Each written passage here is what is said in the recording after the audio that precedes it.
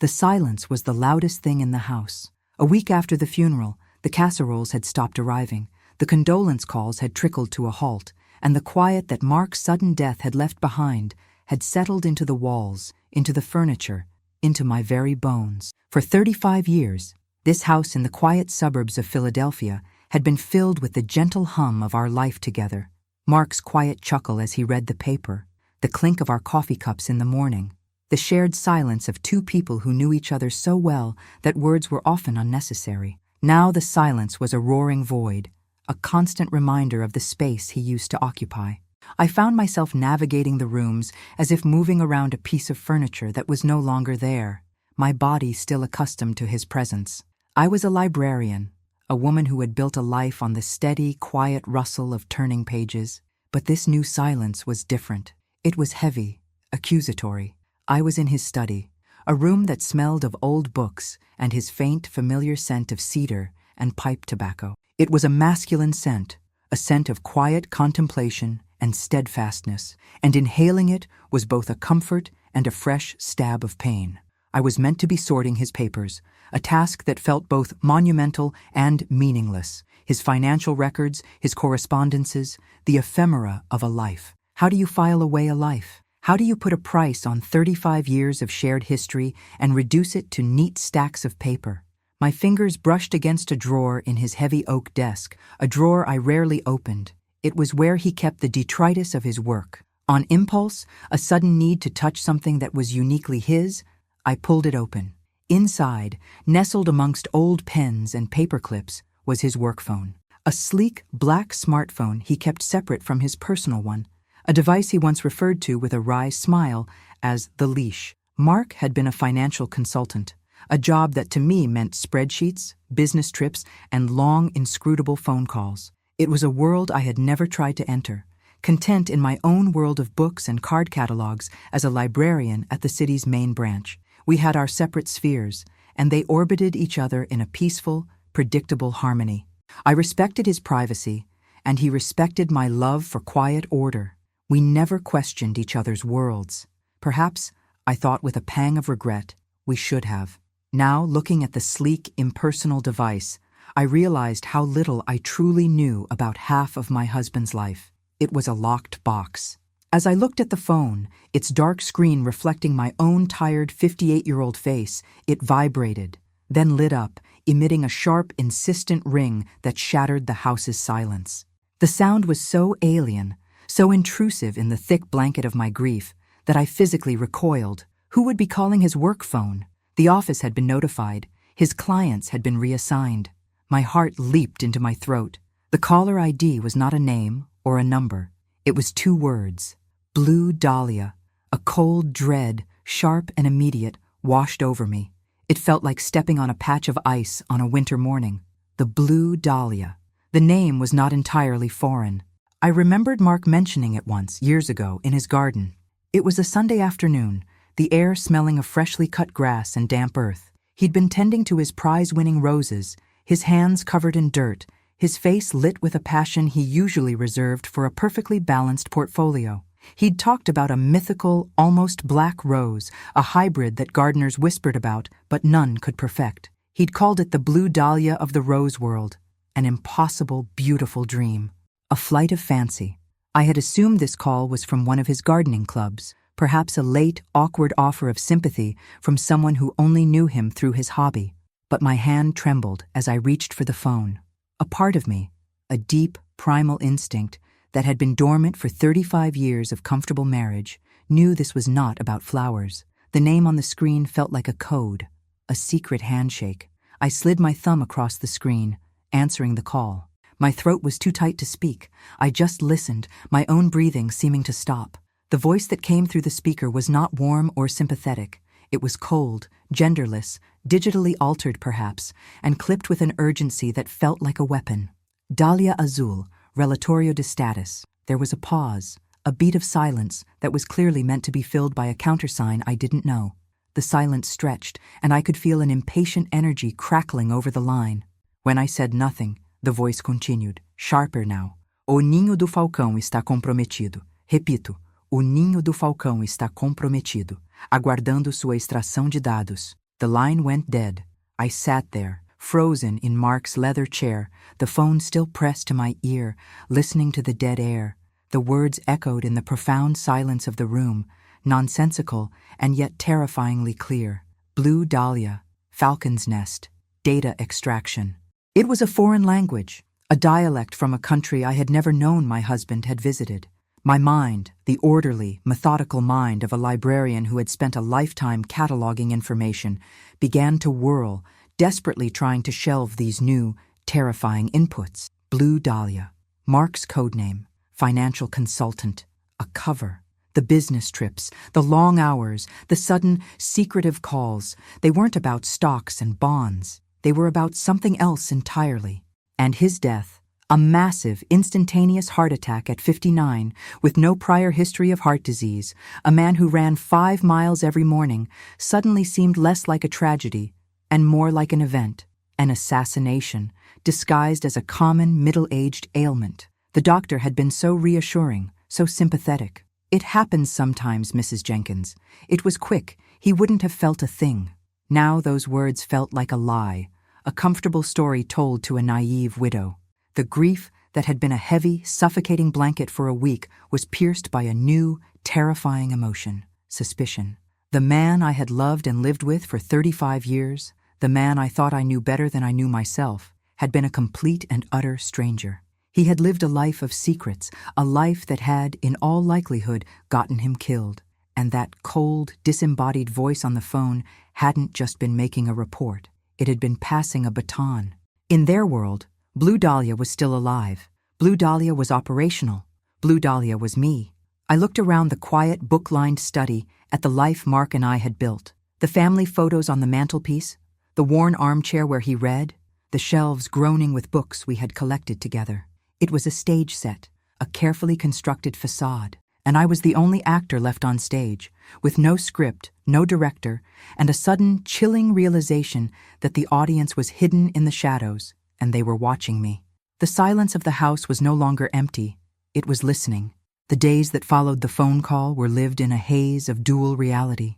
To the outside world, I was Sarah Jenkins, grieving widow, a retired librarian slowly and sadly sorting through her husband's effects. I accepted condolences from neighbors who brought over lemon poppy seed loaves, returned plates from casseroles with neatly written thank you notes, and spoke of Mark in the warm, loving past tense. "He was such a good man," they would say, and I would nod, the words turning to ash in my mouth. Was he? Or was he a good actor? The distinction had become terrifyingly blurry. Inside, I was a detective in a library of one. My grief had not vanished. It had transmuted into a cold, sharp-edged resolve. It was no longer a passive, heavy sorrow, but an active, driving force. I needed to know who Mark was. I needed to know why he died. My librarian's training, the methodical pursuit of information, became my only guide. I was no longer sorting memories. I was searching for clues. I started where Mark had been most himself, or where I thought he had been most himself, his garden. The small, perfectly manicured patch behind our house had been his obsession. He'd spent hours there, tending to his roses, his hands deep in the soil.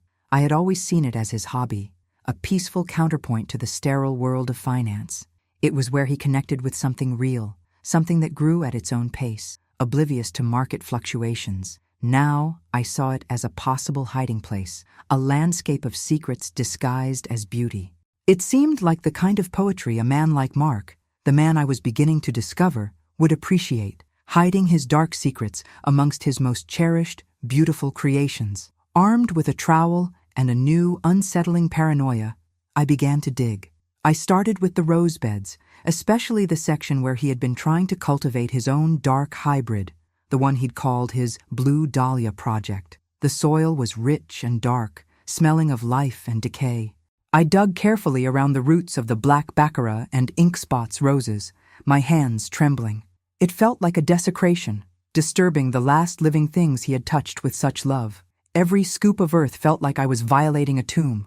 But the voice on the phone echoed in my mind. Falcon's nest. Data extraction. The answers weren't in the house, not on the surface. They were buried.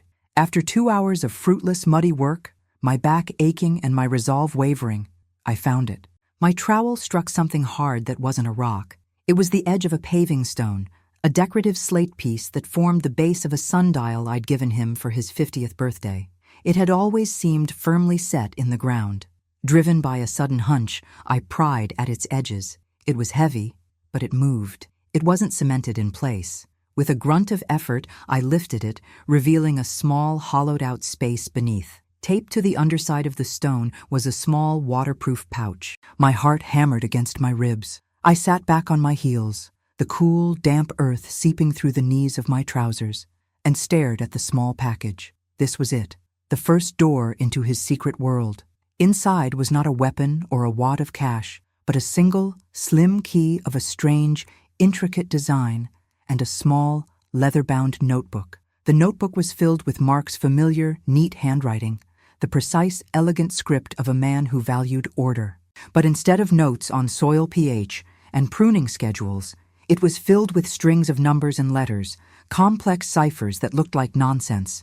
It was a cryptographer's diary. However, interspersed between the codes were sketches of his roses, each one meticulously drawn with an artist's eye for detail, and next to each rose, a single cryptic word: Black Baccarat, Inception; Mr. Lincoln, Extraction; Peace, Compromised; Whisper, Awaiting New Bloom.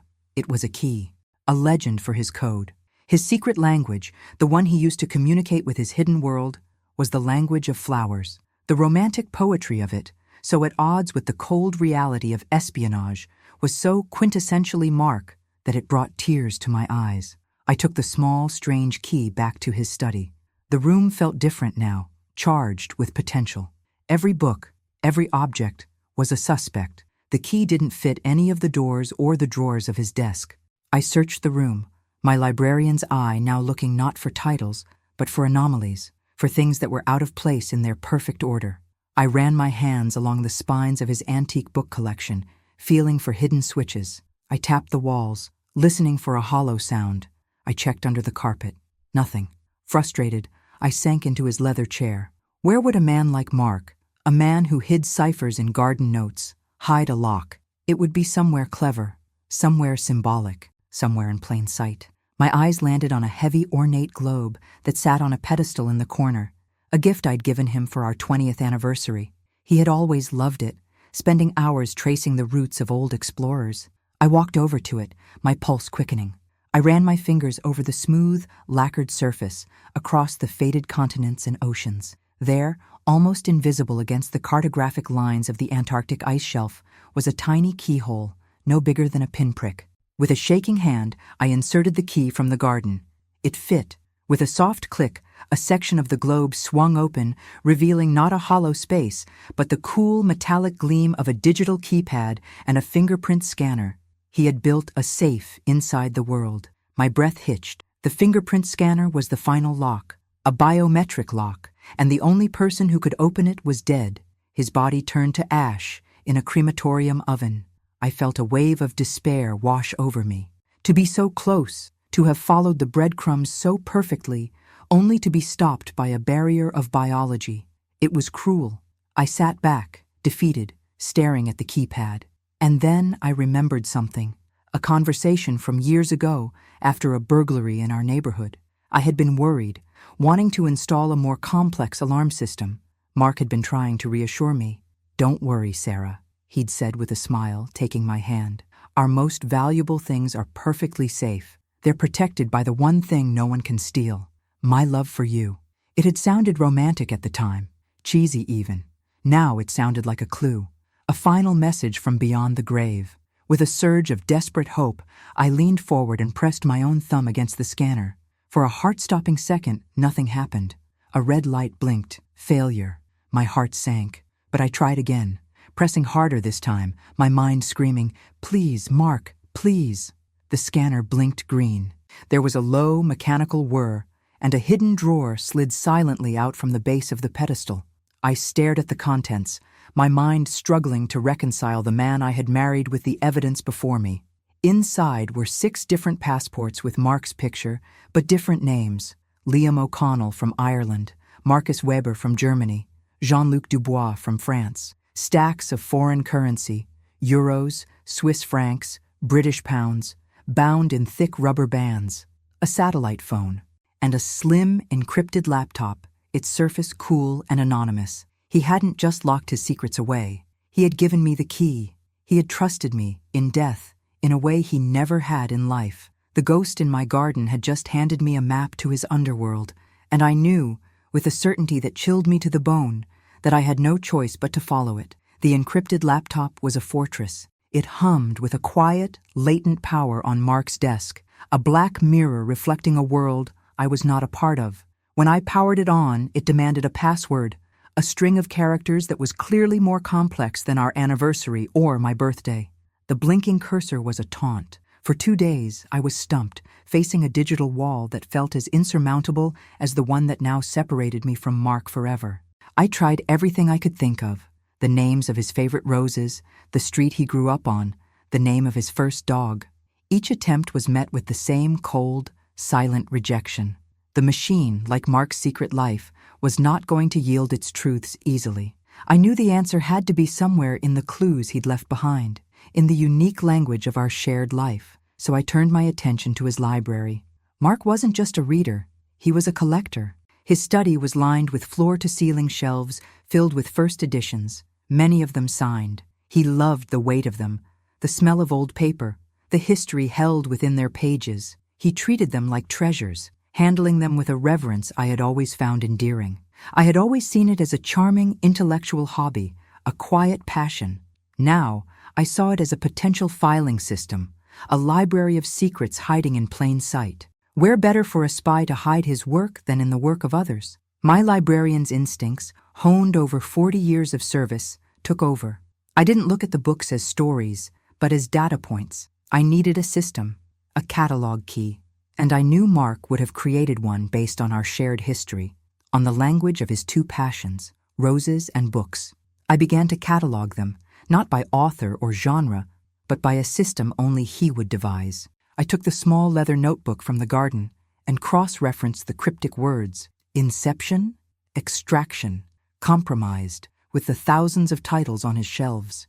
It was painstaking work. For hours, I moved through the silent study, my fingers tracing the gold leaf lettering on leather spines. I felt like I was solving the world's most heartbreaking Dewey Decimal System, searching for meaning in a catalog of my own husband's design.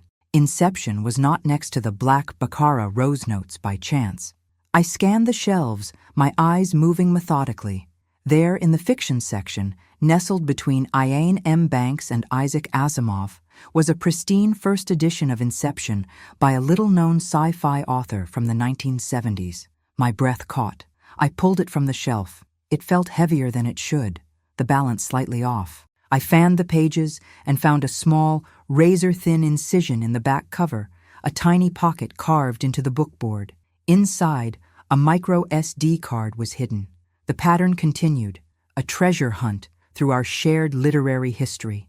The Mr. Lincoln rose, paired with the word extraction, led me to a signed biography of Abraham Lincoln, where another SD card was concealed within the spine. The Peace Rose, a flower we'd planted together on our 10th anniversary, led me to a first edition of Tolstoy's War and Peace. I found it taped inside the hollowed-out final pages of the epilogue. Each book was a breadcrumb, a deliberate signpost left for someone who knew how to read the library of his life. I spent the next day hunting them down, my grief now completely eclipsed by a fierce, focused intellectual curiosity. It was a puzzle, a game designed by the man I loved, and solving it felt like the last, most intimate conversation we would ever have. By the end of the day, I had a small pile of 7 micro SD cards on his desk. Each one, I was sure, held a piece of the larger puzzle. I inserted the first one, the one from Inception, into the laptop. It contained a single encrypted file. The password prompt appeared again, the cursor blinking patiently.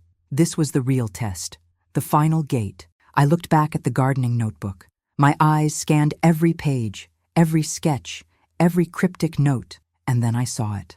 On the very last page, a page I had overlooked, Mark had circled one entry and one only, a drawing of a blue moon rose, a famously difficult lavender hybrid we had tried and failed to grow for years. Next to it, he had written a series of numbers, 112388, and beside that, a single word, Promise, November 23rd, 1988.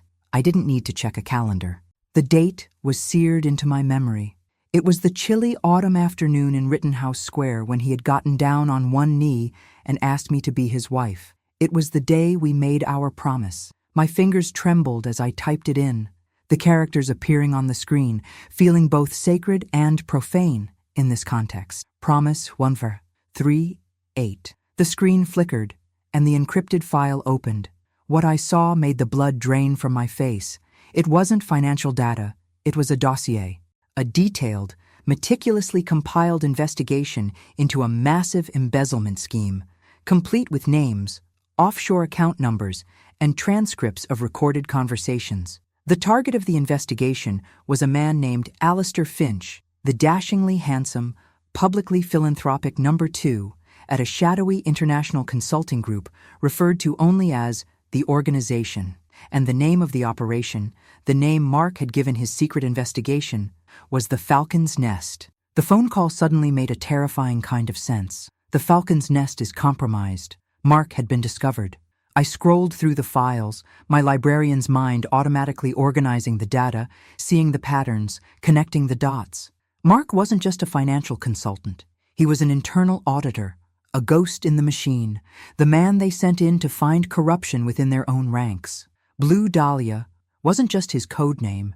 It was the name of his final, fatal operation. The last file was a text document, a log of his recent activities. The final entry was dated the day before he died. Finch knows. Met with him today. He played dumb, but I saw it in his eyes. He's cornered, and he's dangerous. I've compiled the final evidence in the Kepler. If something happens to me, Sarah will know what to do.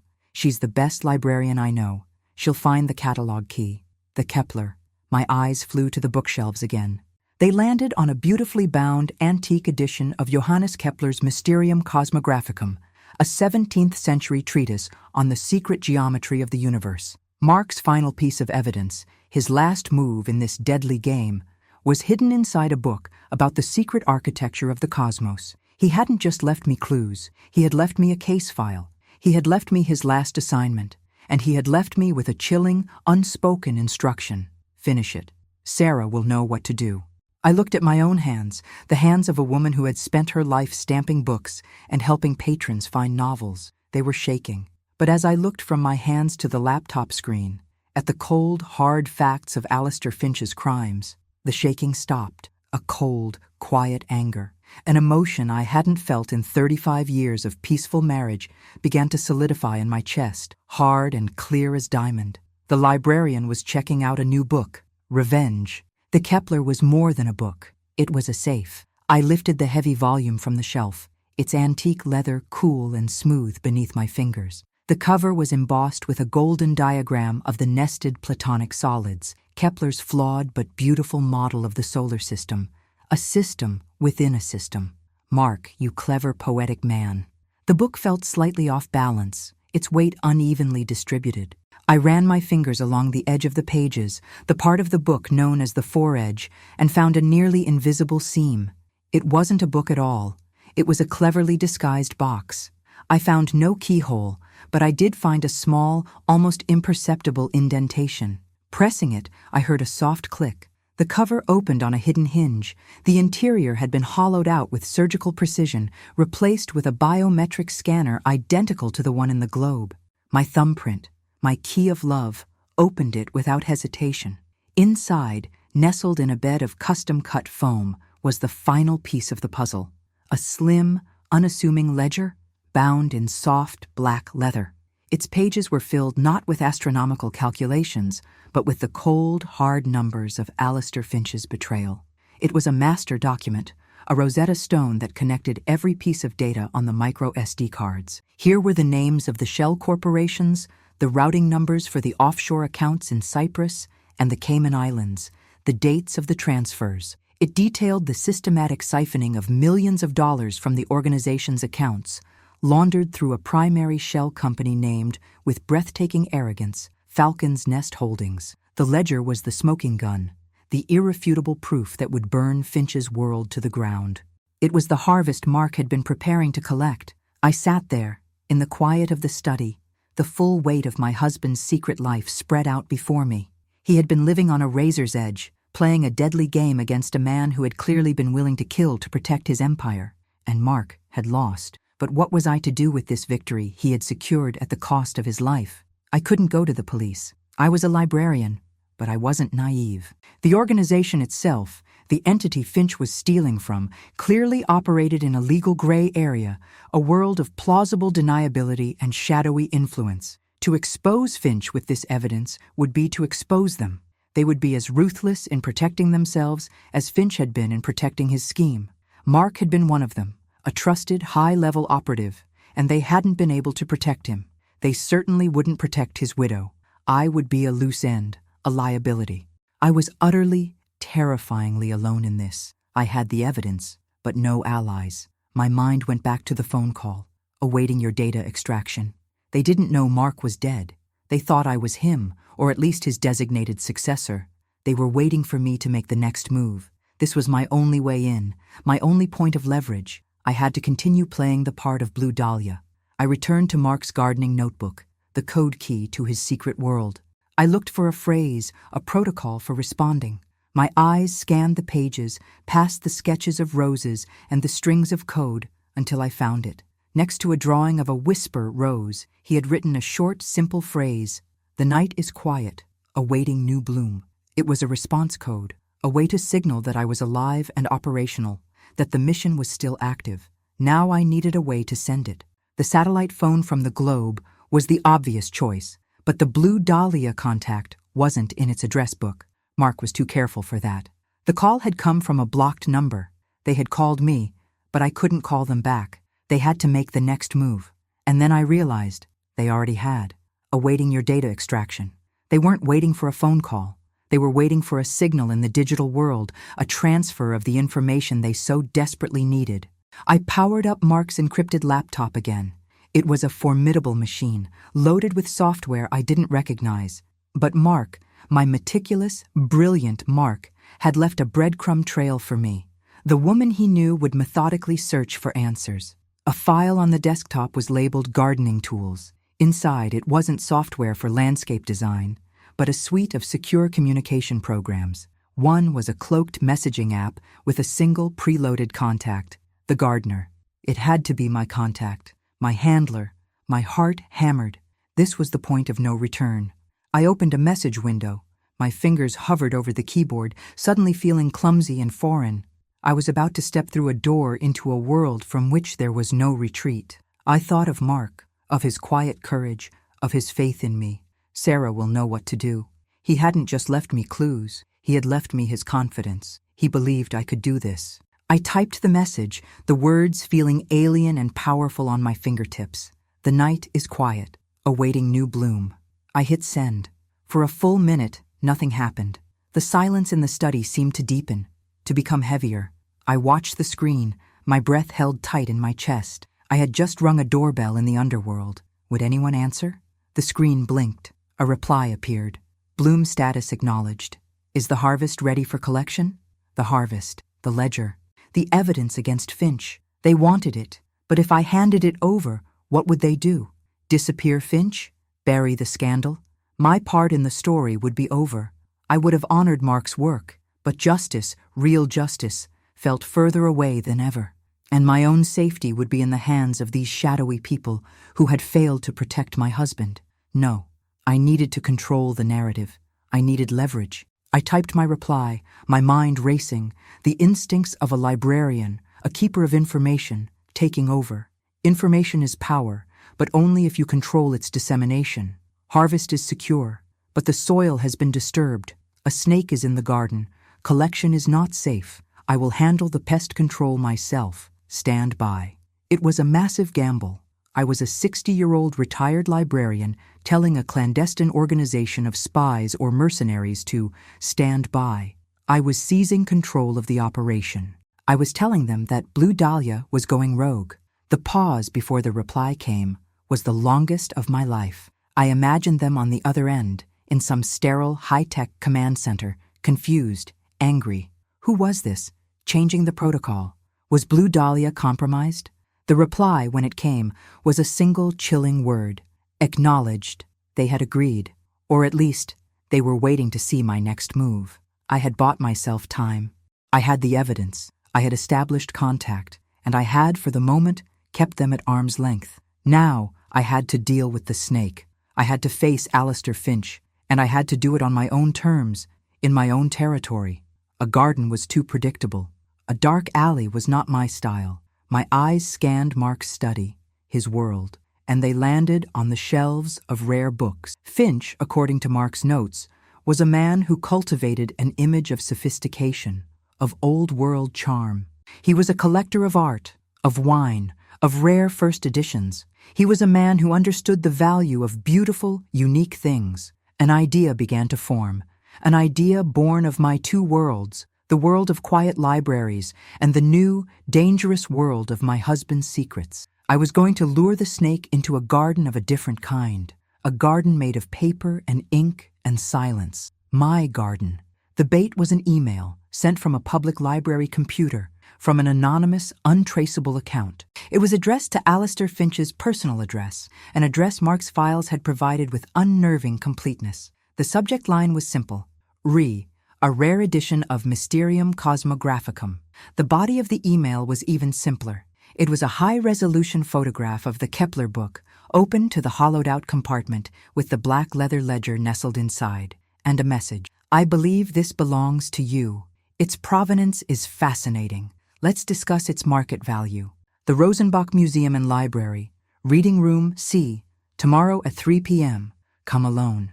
It was a perfectly crafted lure for a man like Finch, a collector, a man who appreciated secrets and prized assets. He would see it as a blackmail attempt from an amateur who had stumbled upon something valuable. He would assume greed, not vengeance. He would come, expecting to intimidate or buy his way out of the problem with a briefcase full of money. He would walk into the meeting feeling powerful, in control. He would be walking into my territory. The Rosenbach was my old stomping grounds. For 20 years, before I took the head librarian position at the main branch, I had worked there, in the hushed, reverent halls that housed some of America's most precious literary artifacts. I knew its layout, its staff, its quiet corners. Reading Room C was a small, sound-insulated chamber in the basement, reserved for the study of the most delicate manuscripts. It was a room with no windows and only one door, constantly monitored by a single dedicated security camera. It was a vault. My vault. I arrived an hour early, nodding to the familiar face of the security guard, who buzzed me in without a question. "Good to see you, Sarah," he'd said. "It's been too long. I didn't bring the real ledger. That was a fool's move." The real ledger, along with the original SD cards, was now in a safe deposit box at a bank across town, a box opened under a new name, one of Mark's aliases. I brought a meticulously crafted replica, a blank ledger of the same make and model, its first few pages filled with my own neat librarian's handwriting, a summary of Finch's crimes, a table of contents for his downfall. The digital copies were already uploaded to a secure cloud server, rigged to Mark's dead man's switch. The mechanism was simple and elegant. If the app on my personal phone did not receive a secure two-factor authentication from me every 24 hours, the entire unredacted file would be sent to the New York Times, the FBI, and, most creatively, to the personal, encrypted email address of the head of the organization, a man Mark had referred to in his notes only as Atlas. At 3 p.m. precisely, the door to Reading Room C opened.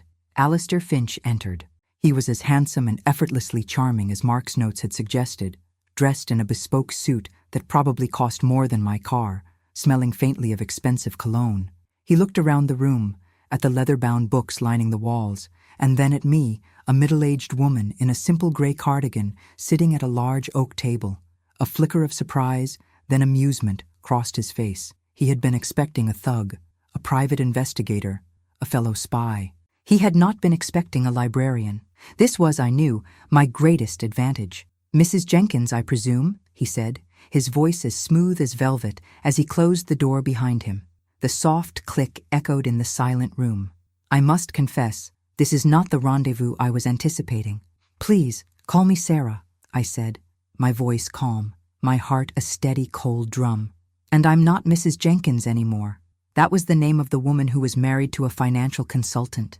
Given what I've learned in the past few weeks, I'm not sure who I am now. I gestured to the chair opposite me.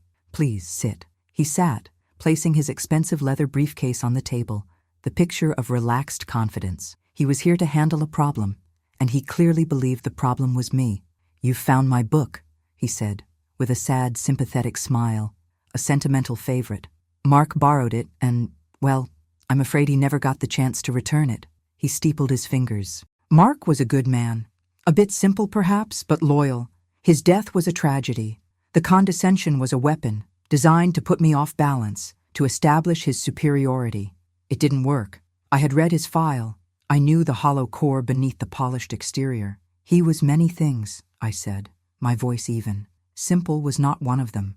He was, for example, an excellent record keeper. I pushed the replica ledger across the table. His final acquisition. A detailed account of Falcon's Nest holdings. Finch's smile didn't falter, but his eyes went cold and hard, like chips of ice. The warmth was a performance, and the curtain had just dropped. He opened the ledger, his long, elegant fingers flipping through the pages. He saw immediately that it was a copy, a summary. He looked up, the mask of charm gone, revealing the predator beneath. "You're a clever woman, Sarah. Cleverer than Mark gave you credit for." His voice had lost its smooth, melodious quality. It was flat, hard. "So, let's dispense with the pleasantries. What is it you want? Money? A house in the islands? I assure you I am a very generous man. Name your price."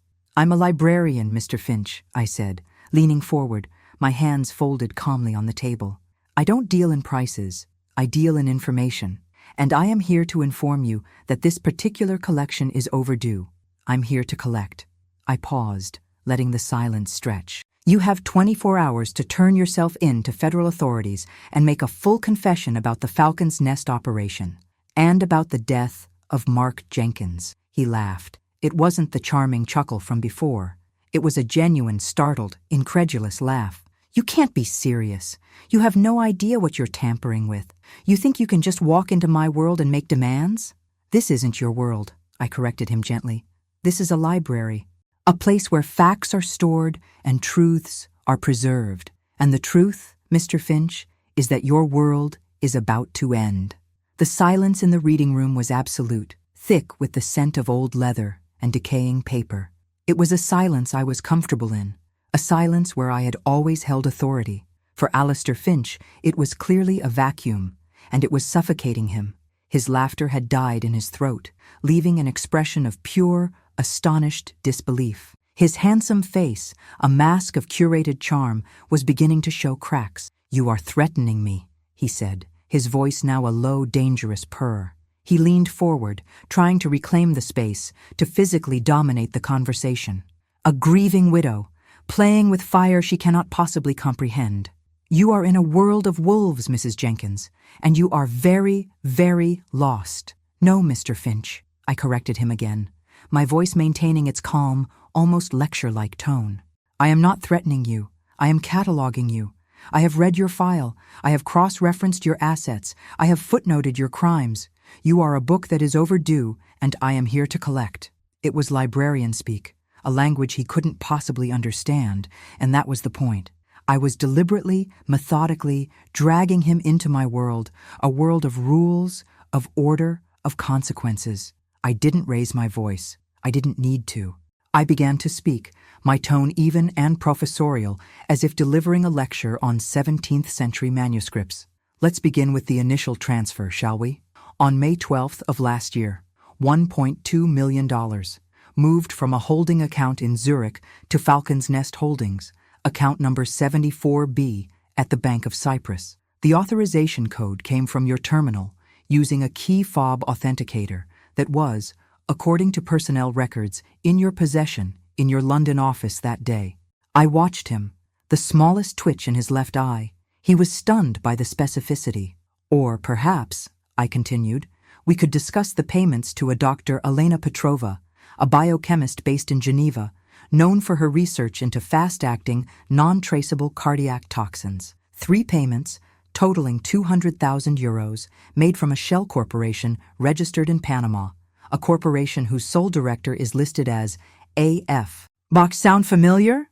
With each new detail, a piece of his composure flaked away.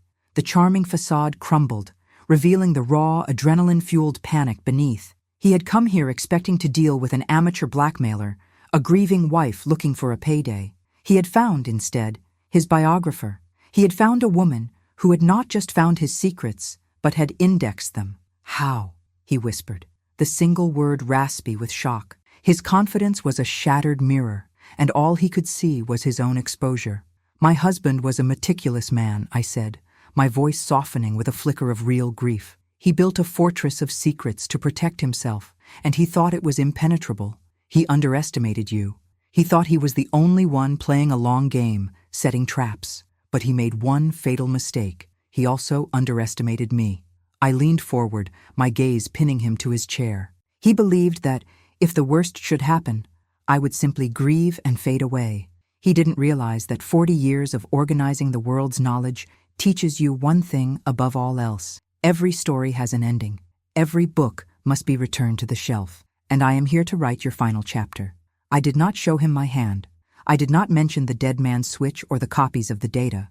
That was my hidden leverage, my ace in the hole. For now, I simply let him sit with the terrifying, suffocating knowledge that I knew everything and that I was not afraid. The librarian's greatest weapon is not the information she has, but the information her opponent knows she has. I had created a vacuum of uncertainty, and his imagination would fill it with terrors far greater than any I could describe. He stared at me, his mind clearly racing, cycling through options, bribery, threats, violence, and I could see him discarding each one. How could he bribe someone who wasn't asking for money? How could he threaten someone who seemed to welcome the confrontation? How could he use violence against a ghost, a quiet woman who had already anticipated his every move? Finally, he stood, his movements stiff, graceless. The effortless charm was gone. "This is a mistake," he said, his voice a hoarse whisper. "No," I replied softly. "Mark's death was a mistake. This is a correction." He left the reading room a different man than the one who had entered. The confident predator was gone, replaced by a haunted man who had just looked into the eyes of a quiet, tired, and utterly implacable ghost. He thought he was in a spy thriller. He had just discovered he was in a tragedy, and he was the villain. Alistair Finch was a man accustomed to action, to direct threats and elegant leverage. My ultimatum, a quiet, immovable fact delivered in the silence of a library basement, left him without his usual tools. For the first 12 hours of my 24-hour deadline, there was nothing. A profound silence. He was thinking, calculating, searching for an angle, a weakness. I knew he wouldn't simply surrender. Men like him never did. He didn't call with threats. He didn't send thugs to my door. He knew instinctively that I was not a woman who would be frightened by conventional means. He also likely suspected that I had taken precautions. Instead, he tried to negotiate, using the only channel he knew I was connected to. The first contact came from the gardener, through the secure messaging app on Mark's laptop. "Your pest control methods are unorthodox, dangerous. You are agitating the snake, not trapping it." The message was a clear warning from the organization. They were nervous. I had gone off script. "The trap is already sprung," I typed back, my fingers steady on the keyboard. "The snake is simply deciding which way to bite. I suggest you encourage it to bite itself." A few hours later, a new development. The gardener again. "An offer of restitution has been made, a gesture of goodwill from Mr. Finch, a sign of his deep regret over your loss. Accept it and let the past remain buried." I checked the hazard account Mark had set up, the one I'd found the details for in the Globe. A wire transfer for $1 million had appeared. It was a test. A clumsy, obvious test to see if I could be bought, to see if this was, at its heart, just a high-stakes blackmail scheme. I left it untouched. The next message from the gardener was more direct, the velvet glove removed.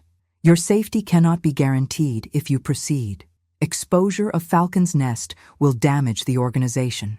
Damage will beget consequences.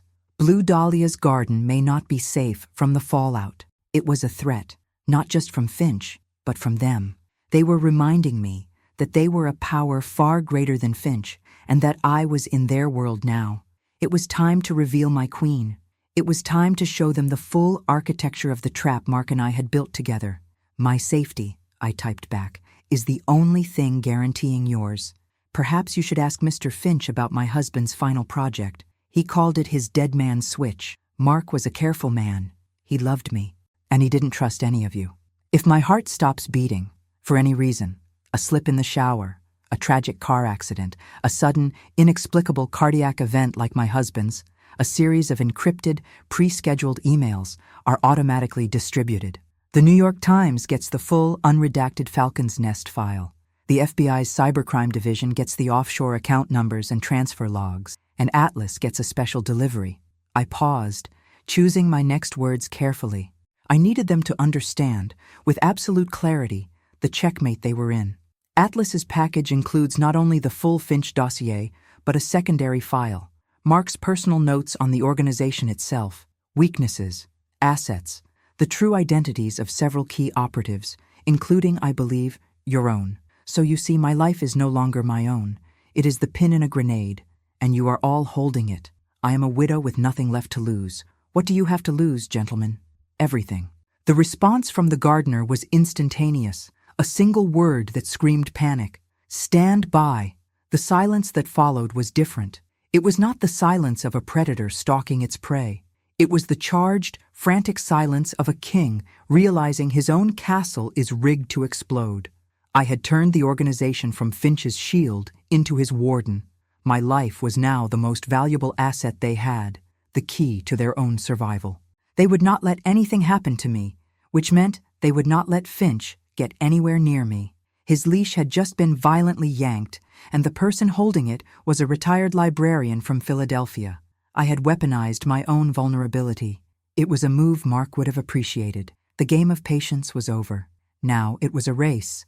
Would Finch confess and try to control the narrative, or would he make one last, desperate move? I was betting on the latter, and I was ready. The pressure on Alistair Finch must have been immense. He was trapped between me, a ghost with an information bomb strapped to my chest, and his own employers, who now saw him as a catastrophic liability.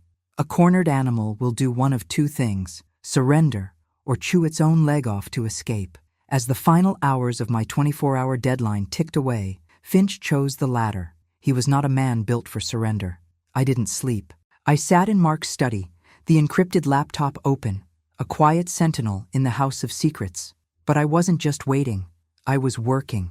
Using the access codes and software Mark had left, I was doing what I did best: research. I wasn't a field agent, but I could navigate the hidden corners of the digital world with a librarian's quiet expertise. My target was not Finch himself, but his escape routes. In Mark's notes, he had detailed Finch's contingency planning, the pre-established money laundering routes and escape hatches he had built for himself. A private jet, registered to a shell corporation in Bermuda, was kept fueled and ready at a small private airfield outside Philadelphia. An untraceable bank account in the Seychelles was his emergency fund. These were his bolt holes. With 3 hours left on my deadline, I saw the first flicker of movement.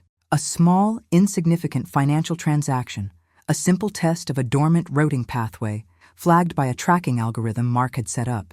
It was the digital equivalent of a mouse peeking out of its hole. Finch was preparing to run. I picked up a cheap, untraceable burner phone I had purchased that afternoon. My hands were steady. My voice, when I spoke to the anonymous tip line at the FBI's regional office, was calm and clear. I identified myself as a concerned citizen, a financial analyst who had noticed irregular activity that suggested a high-level executive was about to flee the country to avoid prosecution for massive fraud. I gave them Finch's name. I gave them the name of his shell corporation, and I gave them the tail number of his jet. I was planting a seed of suspicion, providing just enough verifiable information to force them to look, without revealing my own hand. The next 2 hours were the most tense of my life. I watched the financial traffic. I watched the flight tracking websites. And then, it happened. A massive wire transfer, the bulk of the remaining funds in Falcon's Nest Holdings, began moving, snaking its way through the digital ether towards the Seychelles. Simultaneously, a flight plan was filed for Finch's jet. Destination: Nassau. A common first stop for a longer journey into obscurity. He had taken the bait. He had made his move. My phone rang. It was not the burner phone. It was my personal cell, the one that was, I knew, now being monitored by the gardener. The number was blocked. I answered. It was Officer Miller, the detective from Philadelphia PD I had spoken to a week prior. I had given her a small, tantalizing piece of the puzzle, just enough to get a preliminary file opened. Now, that file was about to explode. "Mrs. Jenkins," she said, her voice urgent, crackling with professional excitement. "We got a hit. A big one. A tip came into the FBI about your man, Finch. It coincided with our own flags on his accounts, based on the information you provided. He's liquidating everything. He's trying to run. A federal warrant has been issued. A team is on its way to his office now to apprehend him. We may need you to come in and make a more formal statement." I closed my eyes, a slow breath escaping my lips. It was done. "I'll be right there, officer," I said. Finch wasn't arrested at the airport, tasting the free air before the door slammed shut. He was arrested in his gleaming corner office on the 50th floor, surrounded by his expensive art, in the middle of trying to digitally erase his existence. He was caught in his web by a ghost and a librarian. The falcon's nest had not just been compromised, it had fallen out of the sky in a ball of flame. As I prepared to leave for the station, a final message from the gardener appeared on Mark's laptop. It wasn't a threat. It wasn't a warning. It was, I realized with a sudden chill, a sign of profound respect. "The harvest is in. Well played, Dahlia." With Finch in custody and the incontrovertible evidence of the ledger in the hands of the FBI, the intricate web of deceit began to unravel with astonishing speed. The organization, in a masterstroke of corporate survival, moved to contain the damage. They cooperated fully with the federal investigation, providing their own internal files that painted Finch as a singular, monstrous anomaly, a rogue actor whose treachery they had been on the verge of exposing themselves. They used Mark's own investigation, my investigation, as proof of their internal vigilance. They were, in the end, saved by the very dead man's switch they had feared. By keeping me alive and allowing me to orchestrate Finch's downfall, they had ensured the full scope of their own shadowy operations remained a secret. Finch was the sacrificial lamb, and his public immolation guaranteed their continued existence. It was a cold, brutal, and brilliant piece of corporate maneuvering. My role in the official story was carefully managed. I gave my statement to the FBI, a carefully curated version of the truth. I was a grieving widow who, while sorting through her late husband's professional papers, had stumbled upon financial irregularities. Fearing for my safety but compelled by a sense of civic duty, I had made copies of the documents and devised a plan to bring them to the authorities' attention without putting myself in direct danger. I was a concerned citizen, a resourceful librarian, a hero in a small, quiet way. I never once mentioned the organization, code names, or a secret world of spies. I was simply Sarah Jenkins, a woman who had solved a puzzle her husband had left behind. They bought it completely.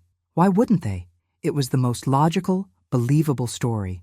A few weeks later, after the media frenzy had died down and Finch's indictment was front-page news, I received one last message from the gardener.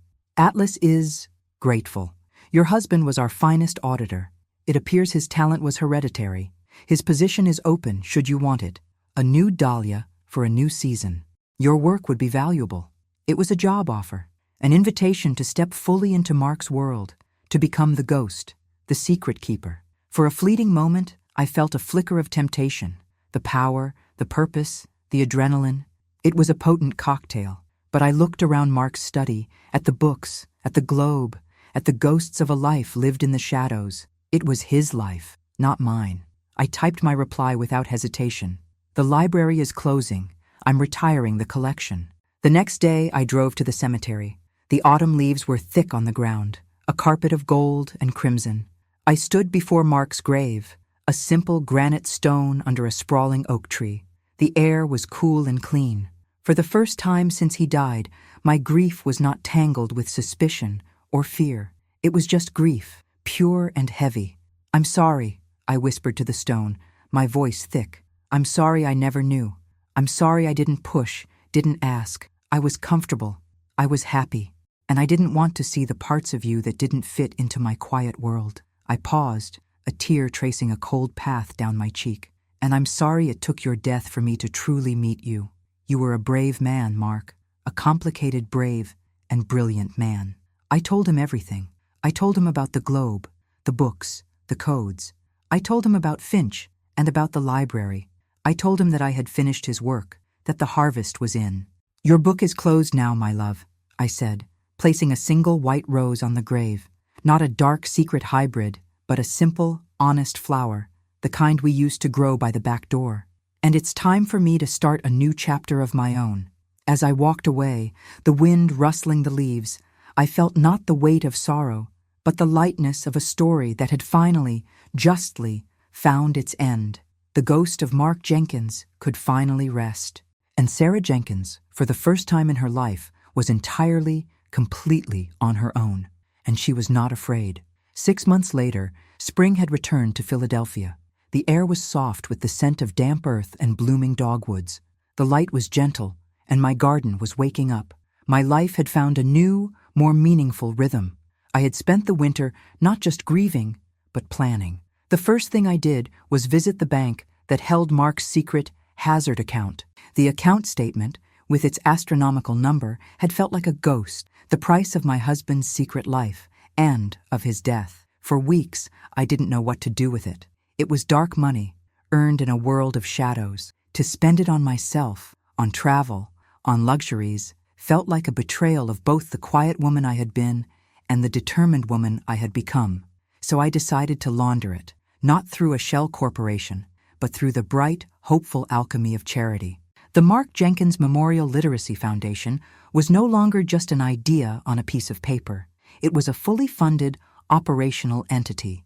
Our first project was the complete renovation of a small, struggling branch library in a part of the city that had been forgotten for years, a library I had worked at as a trainee 40 years earlier. We were putting in new books, new computers, a comfortable reading room for seniors, and a beautiful, sun-filled children's area with murals of scenes from classic literature on the walls. Mark's dark money was being transformed into light, into knowledge, into opportunity. My days were now a peaceful blend of philanthropy and gardening.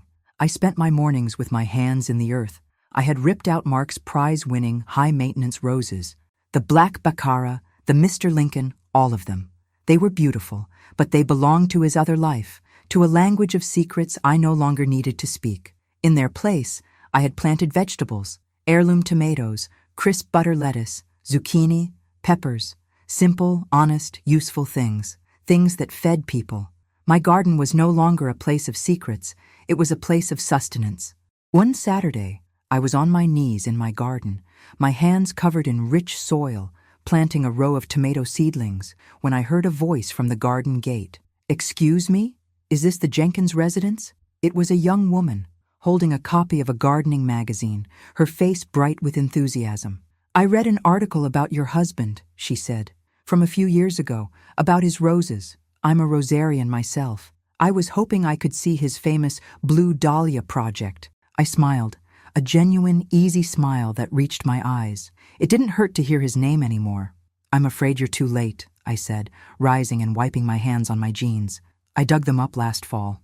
Her face fell with a look of pure, horticultural disappointment. "Oh, I'm so sorry. They were legendary." "They were," I agreed, my voice soft. "They were beautiful and complicated, and they required a great deal of secrecy to protect, but I found they took up too much space. And I needed room for the tomatoes." I reached down, picked a ripe red cherry tomato from a nearby vine, warm from the sun, and held it out to her. "Would you like one? They're much sweeter than they look, and far more useful." She took the tomato, a little confused by the offering, and bit into it. A look of surprise and delight spread across her face. "Wow," she said, her eyes wide. "That's amazing, isn't it?" I said. "Some things don't need to be rare or mysterious to be wonderful." She left a few minutes later, still marveling at the taste of the simple, perfect tomato. I went back to my work, my hands finding their familiar, comforting rhythm in the soil. The life I had with Mark had been a beautiful, intricate, and ultimately heartbreaking story. A rare first edition locked away in a vault. But the life I was building now was different.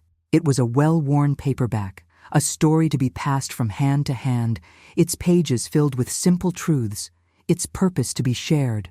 I looked at my garden, at the rows of sturdy, unpretentious plants reaching for the sun. I looked toward the city, where a library was being reborn. I had found my peace, not in the impossible pursuit of a mythical blue dahlia, but in the simple, profound joy of cultivating my own garden on my own terms. I was home.